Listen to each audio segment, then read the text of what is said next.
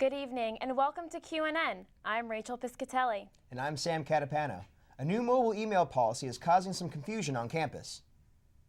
Matt Cregan tells us why.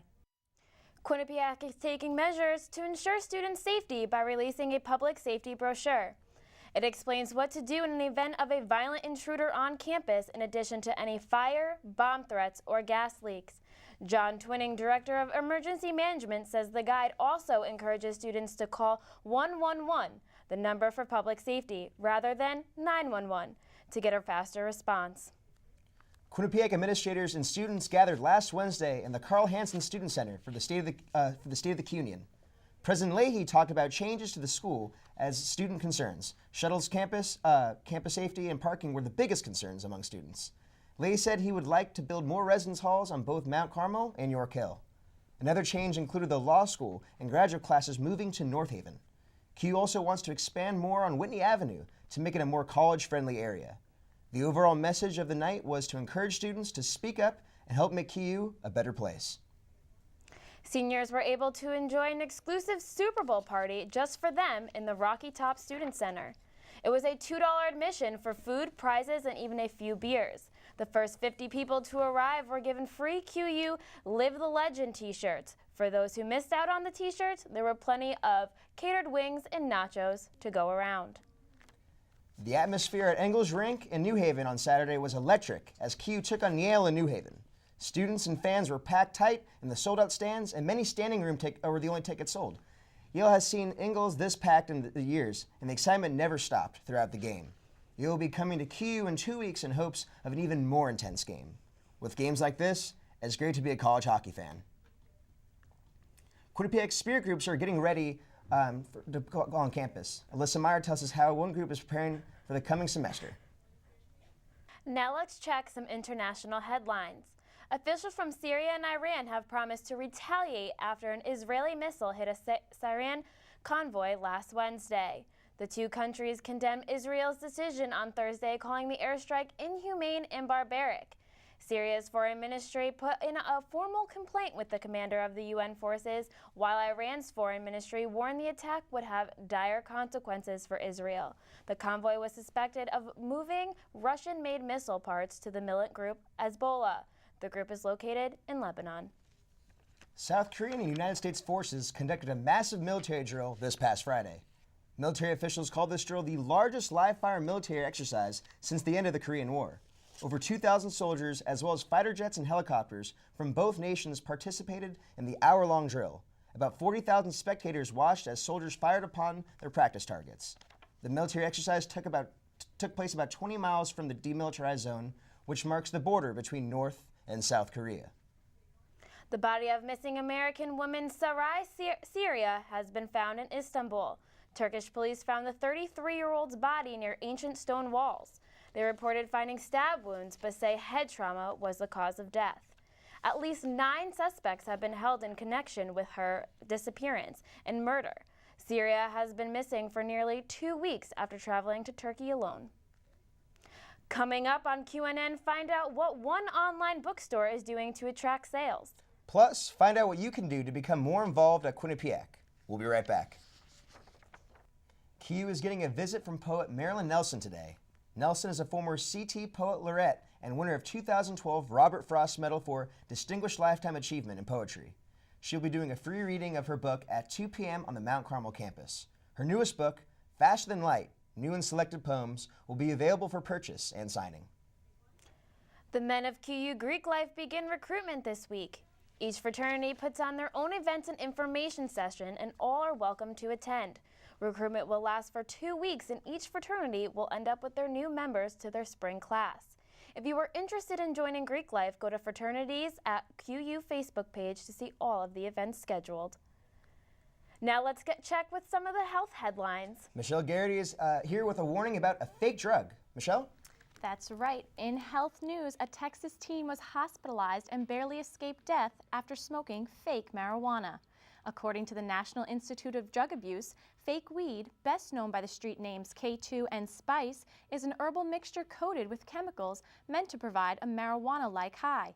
After smoking with friends one day in December, 16-year-old Emily Bauer complained of a migraine and went to bed.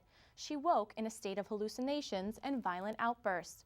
After suffering several strokes, she ended up on life support, and Emily, now 17, has been left brain dead, paralyzed, and blind. States began banning synthetic drugs back in 2010. Today, 41 states, including Connecticut and Emily's home state of Texas, have banned them.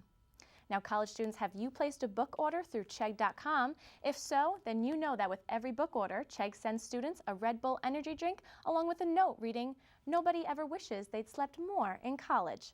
However, a new report published in the February issue of Pediatrics Review warns against the unregulated beverages. The study raises concerns over the potentially harmful effects of energy drinks, especially when combined with alcohol.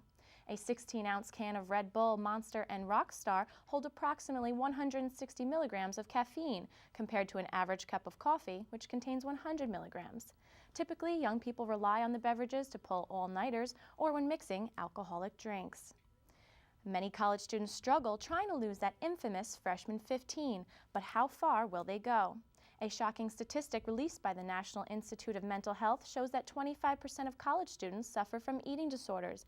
Even more shocking, that 10 to 15% of anorexics and bulimics are male. A University of Michigan study showed that 10% of their undergraduates were purging in some way, either vomiting or using laxatives or diet pills.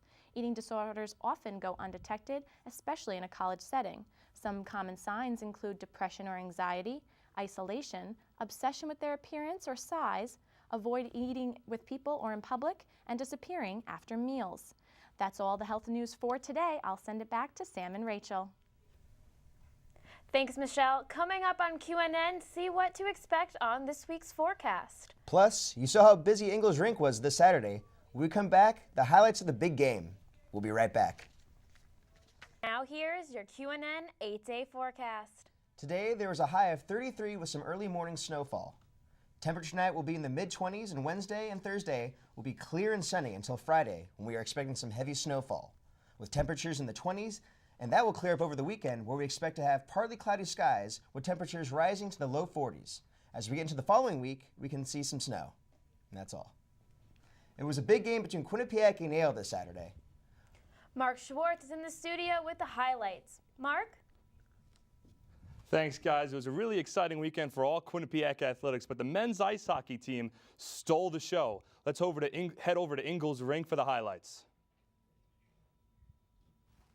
Well, the Bobcats, number 2 team in the nation. The Bulldogs, number 8 at the Whale, which is what the Bulldogs like to call him. Eric Hartzell, Hobie Baker nominee, warming up before the game. First period, Yale on a power play and a quick goal scored by Trent Ruffalo, collecting the rebound and diving 5-hole, get it past Hartzell. Only a couple of minutes later, the Bulldogs tally on another. Stu Wilson picks up the loose puck. The Bulldogs leading 2-0 early, but the Bobcats would respond. Mike Dalhusen with the howitzer from the right circle gets the Bobcats back within 1 on the 4-on-3 power play. Only a couple of minutes later, Corey Hibbler along the right side gets it past Maricic, and the Bobcats all of a sudden tied up 2-2. We'll head over to the second period now, where the Bobcats look to separate themselves. Matthew Pekka on the far side collects the puck. You say potato, I say Snipe City, as the Bobcats take a 3-2 lead. Only a couple of minutes after that, they tally on another. Jordan Samuels-Thomas brings the puck around the net as Ben Arndt knocks it home. The Bobcats up 4-2. They would later finish off the game with a final of 6-2, defeating the number 8 Bulldogs. The women's basketball team has also been red hot this season, boasting a 19-2 overall record. The Bobcats traveled to Wagner College and Mount St. Mary's University this past weekend in search of maintaining their hot start. Entering the weekend, a perfect 8-0 conference record, the Bobcats continued their Northeast Conference perfection with a 74-56 win over Wagner Saturday afternoon. Felicia Barron led all scorers with 16 points, while Ellen Cannon pitched in with 10 points and Brittany McQuain helped out with 7 points and 7 rebounds. The Bobcats stayed hot Monday night by defeating Mount St. Mary's 78-55 at the Knott Arena. After leading by only 6 at halftime, the Bobcats put up 51 points in the second half to separate themselves from the Mountaineers. 5 Bobcats scored in double digits on the night, with Boo Abshire leading the way with 17 points. Welcome back. Now we know Super Bowl Sunday is obviously huge, but the highlight of the weekend in my mind was the Puppy Bowl. I'd have to agree. Let's check out some highlights of this clash of puppy small, furry little guys. So adorable. Look Wow. at that. So basically, to kind of give you an idea of what's going on, it's exactly like the Super Bowl, but with puppies. They're from all over the nation, from from like a Different shelters, about 63 different shelters to be exact. so they basically battle against each other. Probably a friendly, cute game, but still intense in itself. I know, and one thing I thought was funny about this was I know the Super Bowl had 2 brothers going against each other, but this one had about 4 brothers going against each other. Intense. Once you bring the family in, and as you see a flag right there, I'm assuming for being too cute. There are penalties in this Super Bowl. Well, that'll do it for us. Thanks for joining us on QNN. We'll be back next Thursday with more news from around Quinnipiac and the local community.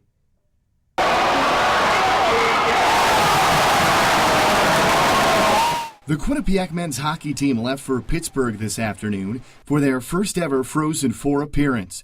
The team's season-long success has captivated the university community, and many students are making arrangements for the event. Once we got into the Frozen Four, myself and a couple friends decided that we pretty much had to go. It being one of the largest, athletic events to ever kind of happen. Right when we got into the Frozen Four, I've been to just about every hockey game this year, whether it was Providence or the home games. So I couldn't miss it. So once they went on sale, me and friends ran right to the box office and grabbed our tickets. The university put quite the package together for students. $50 for tickets to both the semifinal and championship games and a free bus ride. The tickets were so popular, they sold out in just over 1 hour.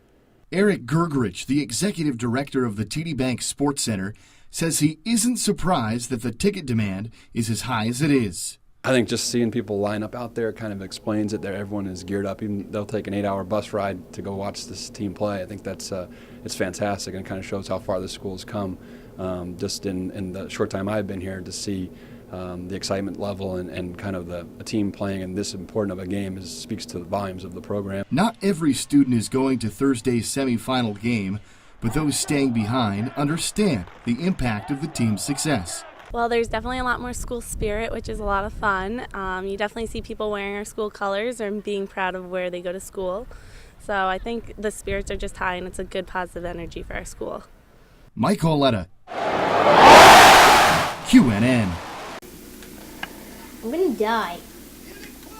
As video game developers are cashing in on new, thrilling, interactive adventures, the youth population in the country may be struggling to keep attitude in check. According to the American Academy of Child and Adolescent Psychiatry, children who are exposed to violent video games may develop poor social skills, time away from their family and schoolwork, leading to lower grades and illiteracy, lack of exercise, and increased aggression.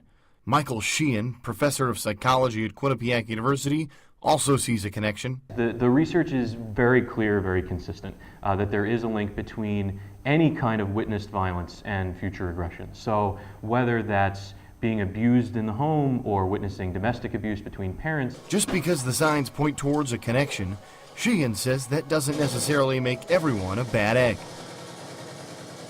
Research doesn't say that exposure to violence in the media will automatically and magically make you a sociopath. Like, it doesn't just turn you violent. Instead, I think it's more helpful to view it as a risk factor. Not just as we do with health. Not everyone who smokes will get lung cancer. Not everyone who eats fast food is going to get diabetes. Not everyone who drinks all the time is going to get liver damage. Sheehan believes that the public should still take precaution with what children are consuming and how often they are doing so. That's the thing, for people to remember that it is something we should take seriously, even if in specific instances they don't feel like they become more violent because of it. The research is clear, and so it is a problem that we should take seriously. Due to the rapid growth in technology, children playing outside have moved inside, and only time will tell whether or not society will be affected. In Hamden, Mike Oletta, Q30 News. Thank you, Steve and Alyssa. The men's ice hockey team entered last weekend as the top team in the country for the first time in program history. The Bobcats lost to St. Lawrence on Friday, but they were looking to rebound on Saturday against Clarkson. Early in the first period, Bryce Van Braven, why pass it? Van Braven buries it in the back of the net. 4th goal of the season. Bobcats, they take the lead 1-0. And later in the first period, well, some more trouble for Clarkson. Who's going to catch Connor Jones? Nobody. 8th goal of the season for Jones. Bobcats 2-0 lead. and they go on to win 2-1. And after the game, they were presented with the Cleary Cup for their first ever ECAC regular season championship. The women's basketball team entered this weekend red hot as well.